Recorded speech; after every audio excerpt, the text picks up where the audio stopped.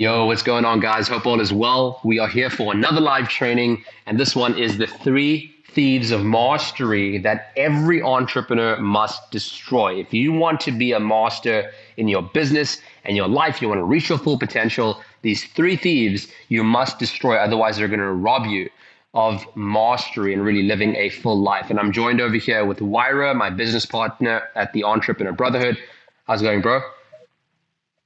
What is up, guys?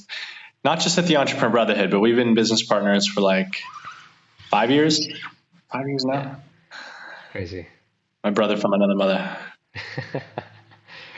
Yeah, man. So we're going to be covering today on this training what is mastery, why it's important for entrepreneurs. We're going to be covering what the three barriers to mastery are for every entrepreneur, those three thieves.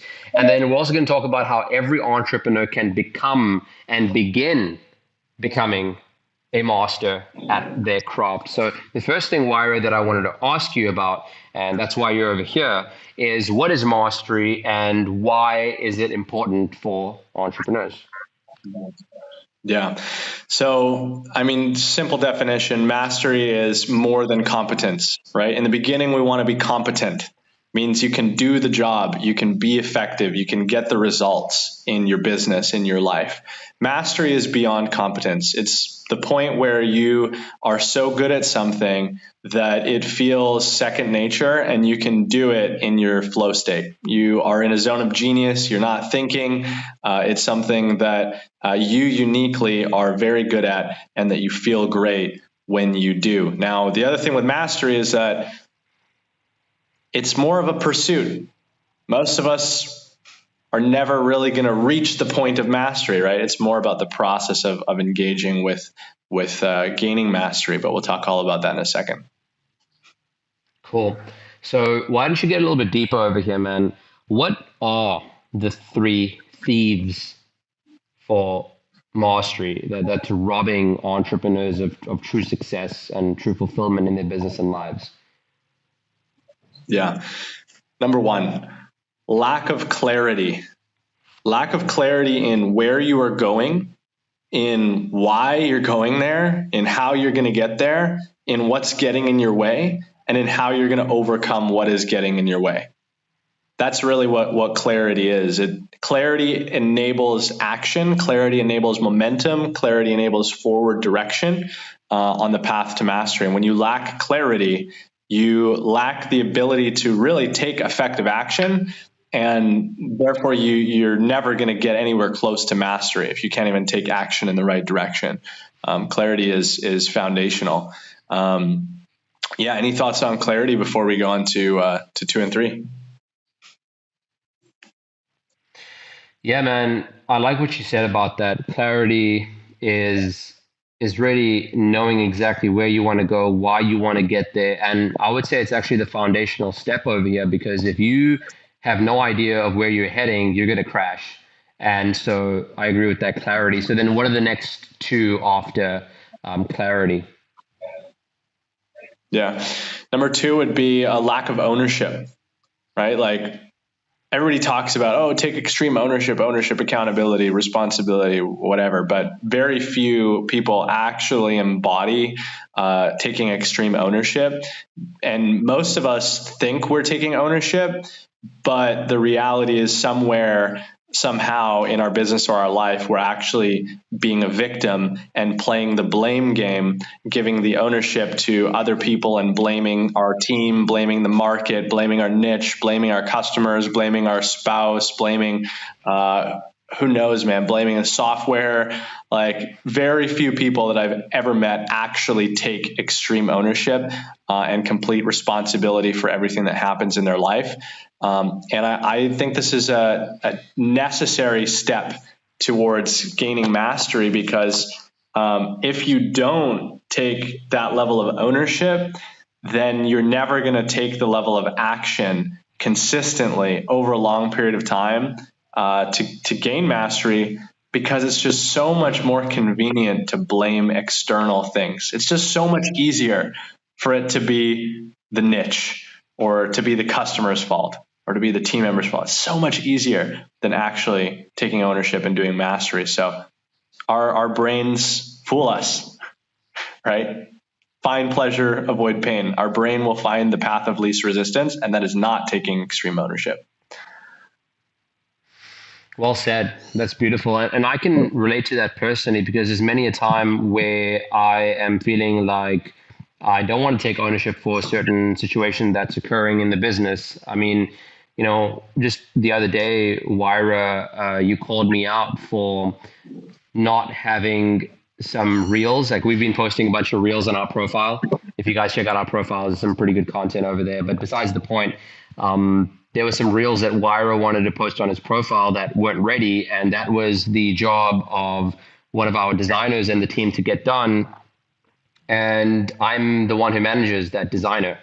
And it wasn't done. And I said, well, the designer didn't get it done. So that's why we can't post any reels today. And Wyra was like, what the hell, dude? Like, take ownership. This is your responsibility. And he wasn't blaming me. That's the key I want to distinguish over here, right? Ownership isn't about blame. It's not about right. It's not about wrong. It's not about credit, fault. It's about none of that. It's just standing in a position where you are the owner and the one that's responsible for everything that's happening in your business. And the more you can take that on as a mindset, the more you're going to succeed. And you're not going to play the blame game like I was, which was, hey, this designer is the one who made the mistake and he should have gotten it to us and blah, blah. And instead, what I did is I reached out to this designer and we got it in. And so I didn't make the same mistake again. We're still a little short on some reels for tomorrow, Wyra. I reached out to him. I was like, man, let's freaking get those edited.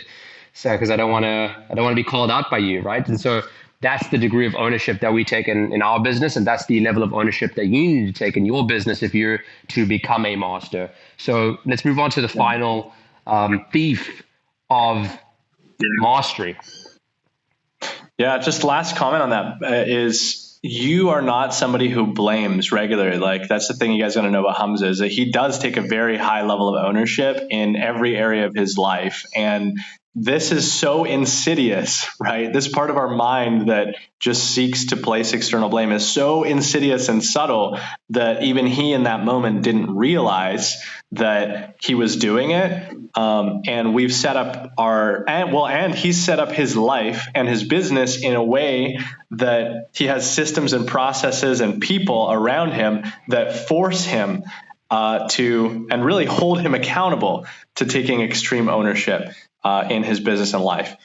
So yeah, that's just something to note. And therefore, he's more effective than he would be without that.